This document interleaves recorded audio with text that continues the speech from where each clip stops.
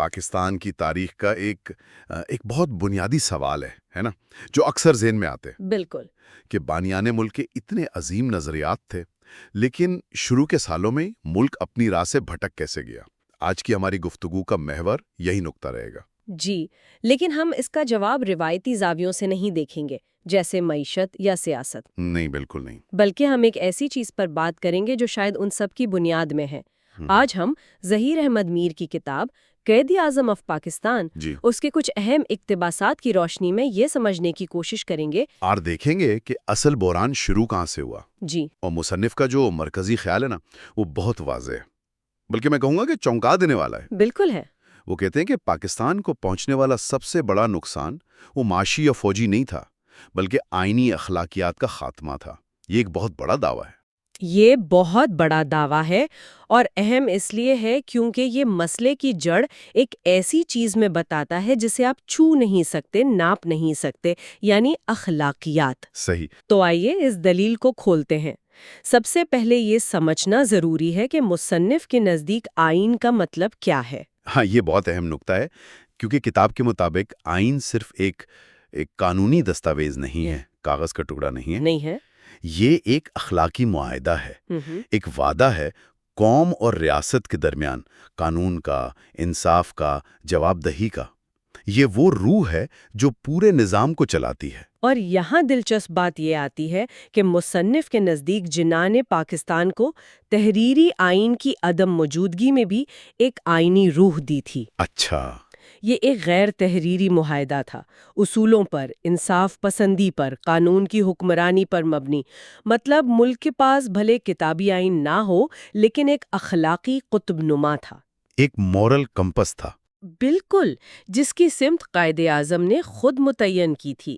اس روح کا مطلب تھا کہ فیصلے میرٹ پر ہوں گے، اختیارات کا غلط استعمال نہیں ہوگا، اور ہر شہری قانون کے سامنے برابر ہوگا۔ تو یہ صرف کوئی جذباتی بات نہیں تھی، بلکہ ایک عملی نظام تھا جو اصولوں پر چل رہا تھا، اور یہیں سے مصنف اپنی دلیل کا آغاز کرتے ہیں۔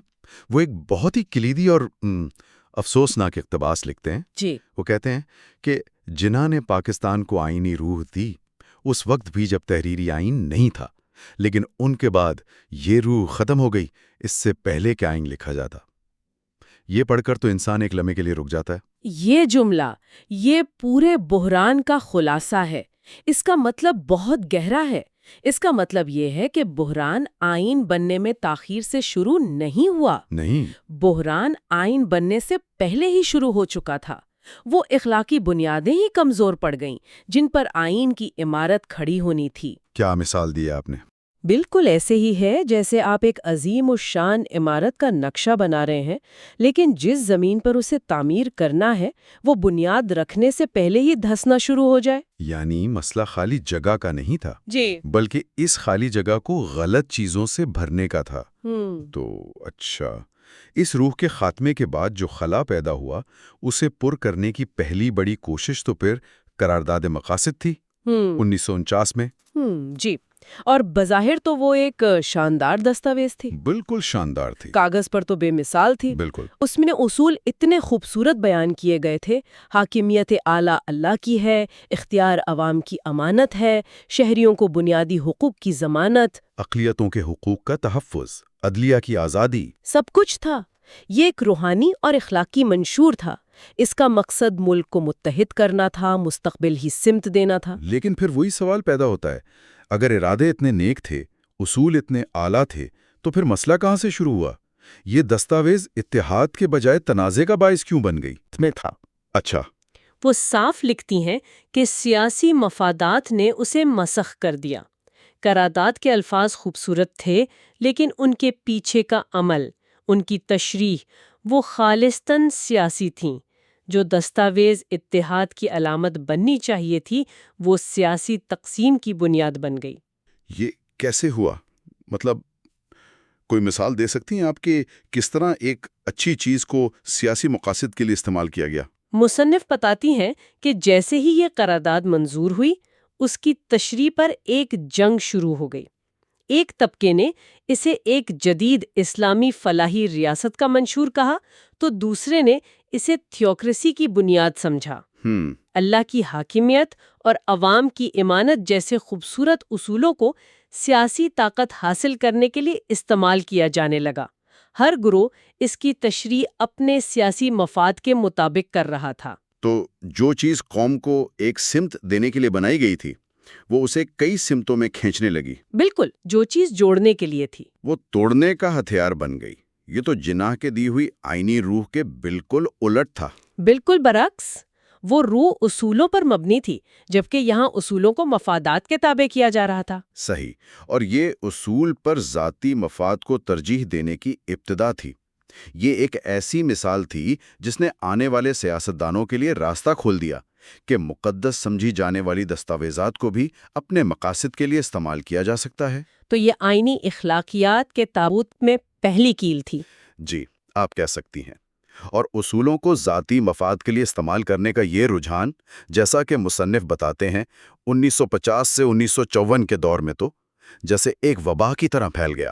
ہاں، وہ دور جب آئین سازی کا عمل سست تھا اور ملک سیاسی طور پر غیر یقینی کیفیت میں تھا۔ بالکل۔ اور مصنف کے مطابق اس دور کی سیاسی قیادت کی توجہ اداروں کو مضبوط کرنے پر تھی ہی نہیں۔ ان کی ساری توانائی، ساری ذہانت اپنی کرسی، اپنی کابینہ، اپنی سیاسی زندگی بچانے پر لگ رہی تھی۔ اور جب قیادت کی ترجیح ملک کی تعمیر کے بجائے خود کو بچانا ہو جائے تو نتائج تو تباہ کن ہی ہوتے ہیں۔ ہمیشہ ادارے کمزور ہوتے ہیں اور اصولوں کی جگہ ذاتی وفادانیاں لے لیتی ہیں۔ مصنف نے اس دور میں عام ہونے والی برائیوں کی ایک فہرست دی ہے جو اس اخلاقی زوال کی مکمل عکاسی کرتی ہے۔ جی بتائیے۔ ان میں شامل ہیں گروہ بندی یعنی سیاسی دھڑے بنانا اور توڑنا، سفارش کلچر یعنی قابلیت پر تعلقات کو ترجیح دینا، آئینی جوڑ توڑ، قوانین کو اپنے فائدے کے لیے توڑنا مروڑنا۔ جی، اور سب سے بڑھ کر اصولوں کی کھلی پامالی۔ یہ صرف الزامات نہیں تھے، یہ اس وقت کی سیاست کا معمول بن چکے تھے، اور یہ تمام چیزیں ایک ہی بیماری کی علامات ہیں، اور وہ بیماری ہے آئینی کردار کا فقدان۔ اور یہاں مصنف اپنا سب سے وزنی اور مرکزی نقطہ پیش کرتی ہیں۔ کون سا؟ وہ لکھتی ہیں، پاکستان کا مسئلہ آئین کا نہ ہونا نہیں تھا، آئینی کردار کا نہ ہونا تھا۔ آئیے اس جملے پہ تھوڑا رکتے ہیں۔ پاکستان کا مسئلہ آئین کا نہ ہونا نہیں تھا، آئینی کردار کا نہ ہونا تھا۔ یہ بظاہر ایک سادہ جملہ ہے، لیکن اس میں پاکستان کی ابتدائی تاریخ کا پورا بحران چھپا ہوا ہے۔ بالکل۔ اس کا اصل مطلب کیا ہے؟ اس کا گہرا مطلب یہ ہے کہ مسئلہ قانونی ڈھانچے کی کمی کا نہیں تھا، بلکہ اس پر عمل کرنے والے افراد کے اخلاقی کردار اور نیت کا تھا۔ صحیح۔ آپ دنیا کا بہترین آئین بھی بنا لیں، لیکن اگر اس پر عمل کرنے والوں کی نیت صاف نہ ہو، ان میں آئینی اصولوں کا احترام نہ ہو، تو وہ آئین صرف ایک کتاب بن کر رہ جاتا ہے۔ تو آئینی کردار سے کیا مراد ہے؟ آئینی کردار کا مطلب ہے کہ آپ قانون کی روح کا احترام کریں، صرف اس کے الفاظ کا نہیں۔ اس کا مطلب ہے کہ آپ ہار تسلیم کریں، جمہوری روایات کا خیال رکھیں اور قومی مفاد کو ذاتی مفاد پر ترجیح دیں۔ تو اس کا مطلب یہ ہوا کہ اگر اس وقت کے سیاستدان چاہتے تو جناح کے دیے ہوئے غیر تحریری آئینی روح پر عمل کرتے ہوئے بھی ملک کو صحیح سمت میں چلا سکتے تھے۔ مسئلہ قوانین کی غیر موجودگی نہیں تھا۔ یہی تو مصنف کی دلیل ہے۔ ان کے مطابق مسئلہ وسائل یا قوانین کی کمی کا تھا ہی نہیں، مسئلہ اخلاقی ارادے کی کمی کا تھا۔ کردار کی کمزوری نے پورے نظام کی بنیاد کو کھوکھلا کر دیا۔ جب گورنر جنرل نے وزیر اعظم کو برطرف کرنا شروع کیا، جب اسمبلیوں کو توڑا گیا، تو یہ سب کسی آئین کی عدم موجودگی کی وجہ سے نہیں ہو رہا تھا، یہ آئینی کردار کی عدم موجودگی کی وجہ سے ہو رہا تھا۔ یعنی اختیارات کو اصولوں کے تابع رکھنے کے بجائے اصولوں کو اختیارات کے تابع کر دیا گیا تھا۔ بالکل۔ یہ تو واقعی ایک بنیادی نقطہ ہے۔ اس سے تو پوری بحث کا رخ ہی بدل جاتا ہے۔ ہم ہمیشہ یہ سنتے آئے ہیں کہ آئین بننے میں 9 سال لگ گئے، اس لیے مسائل پیدا ہوئے، لیکن مصنف کہہ رہے ہیں کہ آئین بن بھی جاتا تو شاید کچھ نہ بدلتا، کیونکہ چلانے والوں کا کردار ہی نہیں تھا۔ ایسا ہی ہے۔ جی، کیونکہ اگر کردار ہو تو غیر تحریری اصولوں پر بھی ایک شاندار نظام چل سکتا ہے۔ برطانیہ کی مثال ہمارے سامنے ہے، اور اگر کردار نہ ہو تو دنیا کا بہترین تحریری آئین بھی ذاتی خواہشات کا غلام بن جاتا ہے۔ اور اس دور کی قیادت نے یہ ثابت کر دیا کہ وہ اصولوں پر چلنے کے لیے تیار نہیں تھے، چاہے وہ اصول لکھے ہوئے ہوں یا غیر تحریری۔ تو اس ساری گفتگو کا نچوڑ کیا نکلتا ہے؟ اگر ہم زہیر احمد میر کی کتاب کے ان اقتباسات کو سامنے رکھیں تو پاکستان کے ابتدائی مسائل کی جڑ کہاں نظر آتی ہے؟ نچوڑ یہ ہے کہ پاکستان کے ابتدائی مسائل کی جڑ صرف سیاسی عدم استحکام یا معاشی مشکلات میں نہیں تھی، وہ اس سے کہیں زیادہ گہرے بحران میں تھی، اور وہ بحران تھا آئینی اخلاقیات اور کردار کے خاتمے کا بحران۔ صحیح۔ جناح نے جو آئینی روح قائم کی تھی وہ ذاتی اور گروہی مفادات کا شکار ہو گئی۔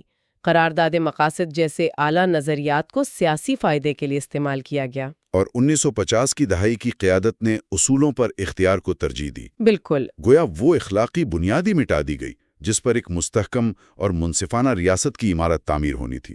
ہم ہمیشہ عمارت کی کمزوری کا رونا روتے ہیں، لیکن مصنف ہمیں اس کی بنیاد کی طرف متوجہ کر رہے ہیں۔ جی، جو شروع میں ہی کمزور کر دی گئی تھی۔ صحیح۔ اور جب بنیاد ہی کمزور ہو تو اس پر آپ جتنی بھی منزلیں کھڑی کر لیں وہ ہمیشہ لرزتی رہیں گی۔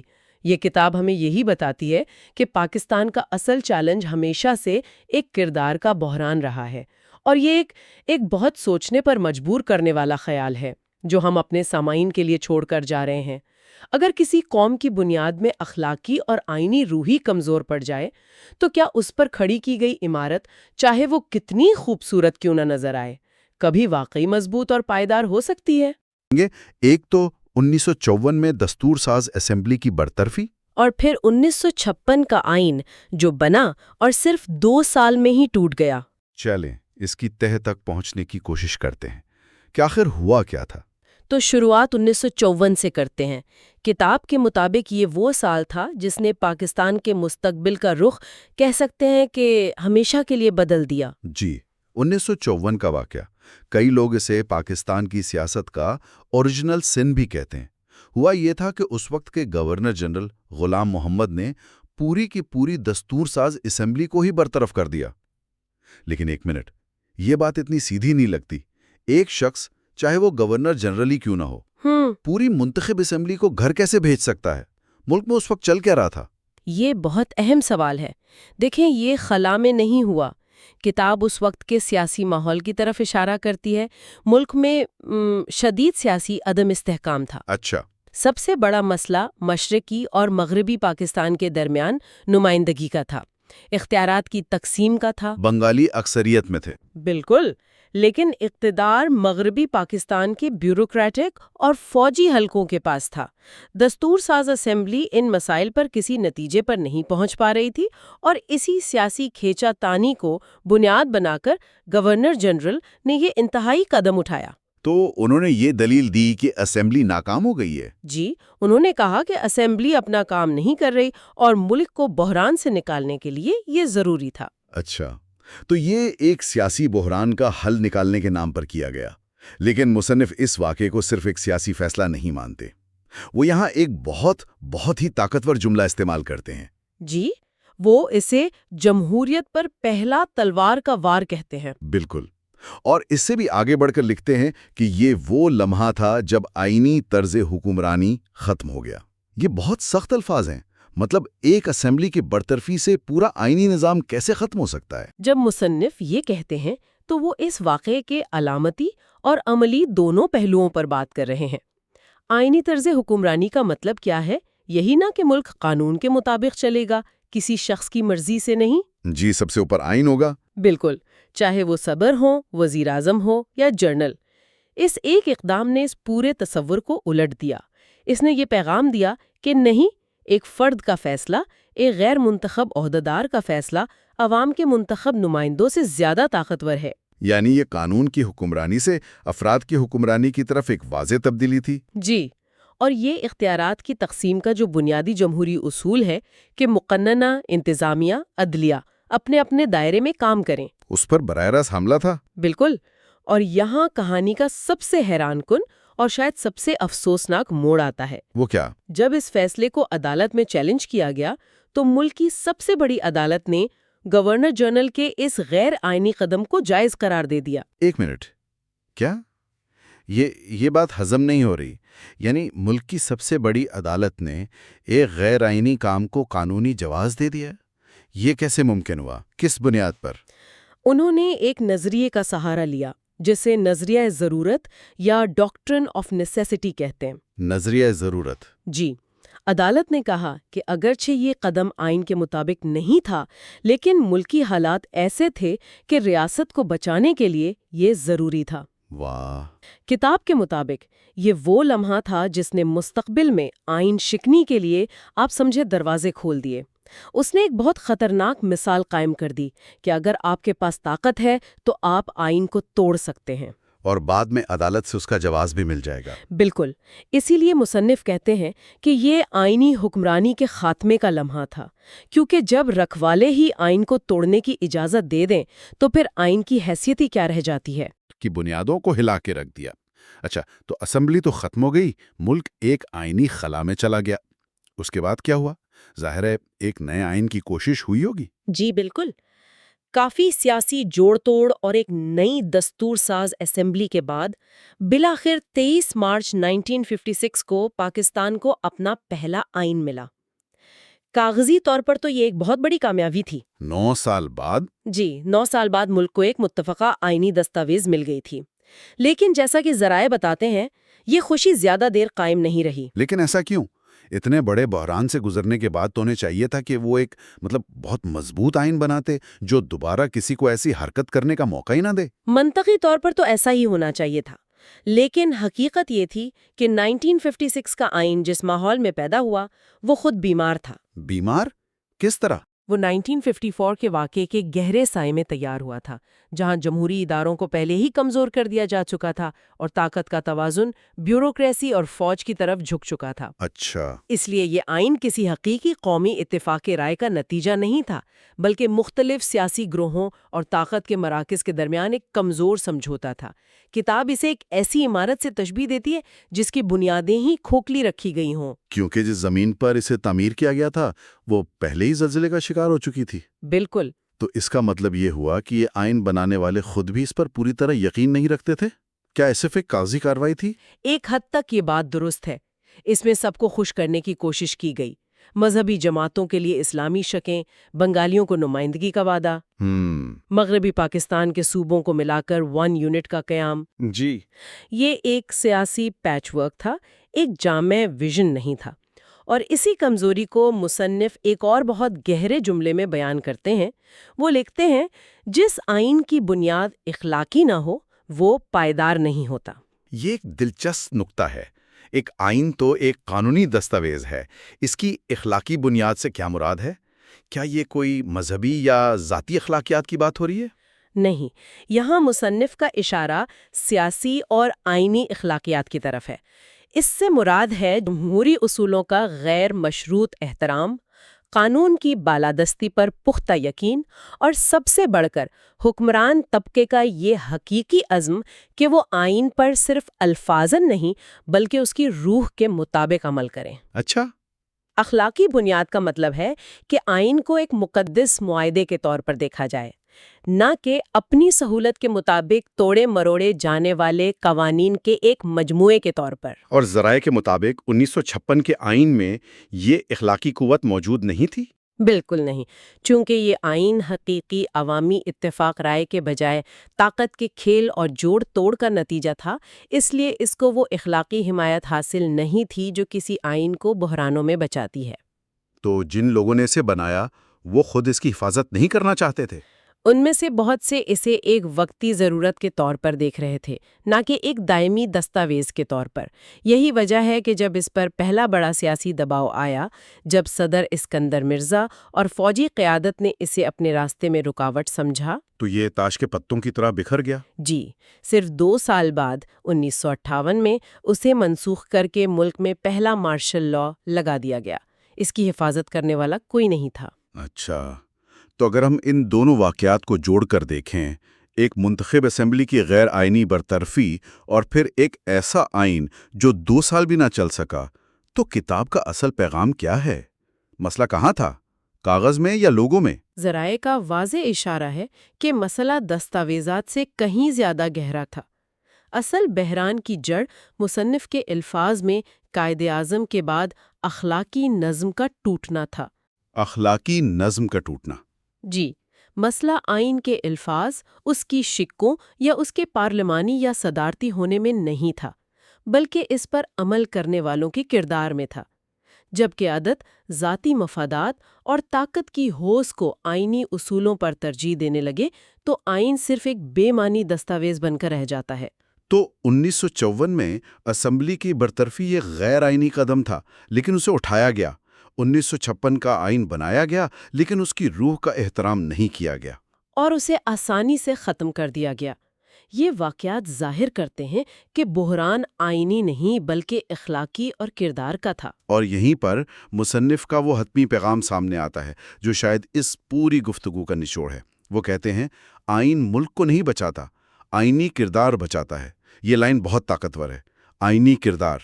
اس کا اصل مطلب کیا ہے؟ یہ عملی زندگی میں کیسا نظر آتا ہے؟ یہ ایک بہت جامع بات ہے۔ اس کا مطلب ہے کہ آپ دنیا کا بہترین آئین لکھ لیں، اس میں انسانی حقوق کی تمام ضمانتیں ڈال دیں، اختیارات کی بہترین تقسیم کر دیں۔ جی، لیکن اگر اس پر عمل کرنے والے لوگوں کا کردار آئینی اصولوں کے مطابق نہیں ہے تو وہ آئین ملک کو نہیں بچا سکتا۔ آئینی کردار کا مطلب ہے کہ ایک سیاستدان انتخابات میں شکست تسلیم کرے، ایک جج حکومت کے دباؤ کے باوجود قانون کے مطابق فیصلہ دے، ایک بیوروکریٹ غیر قانونی حکم ماننے سے انکار کر دے۔ بالکل، اور عوام اپنے حقوق کے ساتھ ساتھ اپنی آئینی ذمہ داریوں کو بھی سمجھیں۔ یہ ایک رویہ ہے، ایک سوچ ہے جو آئین کو زندہ رکھتی ہے۔ اور جب یہ کردار معاشرے سے ختم ہو جائے تو آئین محض ایک کتاب بن کر لائبریری میں رہ جاتا ہے۔ تو پاکستان کا ابتدائی بحران دراصل اسی آئینی کردار کے فقدان کا نتیجہ تھا۔ یہ صرف چند سیاستدانوں یا جرنیلوں کی غلطیاں نہیں تھیں، بلکہ بحیثیت مجموعی اس سوچ کی ناکامی تھی جو آئین کو سب سے بالاتر مانتی ہے۔ جی، کتاب ہمیں یہی سبق سکھاتی ہے، اور یہ صرف پاکستان کی کہانی نہیں ہے۔ تاریخ گواہ ہے کہ قوموں کی تعمیر صرف شاندار عمارتیں بنانے یا بہترین آئین لکھنے سے نہیں ہوتی، بلکہ آئینی سوچ اور کردار کو معاشرے میں پروان چڑھانے سے ہوتی ہے۔ تو آج کی اس گفتگو کا خلاصہ یہ ہے کہ ہم نے پاکستان کی ابتدائی تاریخ کے دو فیصلہ کن موڑ دیکھے۔ 1954 میں دستور ساز اسمبلی کی برطرفی، جس نے جمہوری عمل کی بنیادوں پر ضرب لگائی، اور عدلیہ کی طرف سے اسے نظریہ ضرورت کے تحت جائز قرار دیے جانے نے مستقبل کے لیے خطرناک مثال قائم کی۔ پھر 1956 کا آئین، جو ایک کمزور سمجھوتے کا نتیجہ تھا اور اخلاقی بنیاد نہ ہونے کی وجہ سے صرف 2 سال میں ہی دم توڑ گیا۔ ان تمام ذرائع سے جو بنیادی نقطہ ابھر کر سامنے آتا ہے وہ یہ ہے کہ آئین کی کامیابی کا انحصار اس کے الفاظ کی خوبصورتی پر نہیں، بلکہ اس پر عمل کرنے والوں کے کردار کی مضبوطی پر ہوتا ہے۔ بالکل، اور یہ ایک ایسا سبق ہے جو ہر اس ملک اور معاشرے کے لیے اہم ہے جو قانون کی حکمرانی اور جمہوریت پر یقین رکھتا ہے۔ اس گفتگو کے اختتام پر میں چاہوں گا کہ آپ ہمارے سامعین کے لیے کوئی حتمی خیال یا ایک سوال چھوڑ جائیں جس پر وہ سوچ سکیں۔ ضرور۔